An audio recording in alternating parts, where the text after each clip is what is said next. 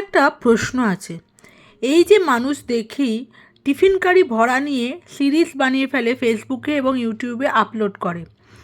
আমি তো এত যত্ন করে মাছ ভেজে পরিমাণ মতন মশলা গুছিয়ে তাকে মিশিয়ে ভালো করে কষিয়ে রান্না করার পরেও খাওয়া তো দূর, টিফিন কারিতে ভরার সময় পাই না।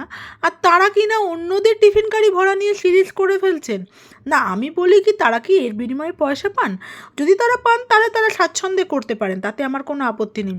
না না, ইউটিউব বা ফেসবুকের পাওয়ার কথা বলছি না, আমি বলছি যাদের টিফিন কারি ভরে দেন তারা কি তার বিনিময়ে টাকা পান? কিন্তু একটা কথা মাথায় রাখবেন, যাদের আপনি টিফিন কারিগুলো ভরছেন তাদের স্বাস্থ্যের প্রতি একটু লক্ষ্য করে এই টিফিন কারিগুলো, এত লোভনীয় খাবারগুলো আপনারা যে ভরছেন তারপরে আবার সবার সামনে আনছেন, তাদের স্বাস্থ্যের প্রতি একটু খেয়াল করবেন।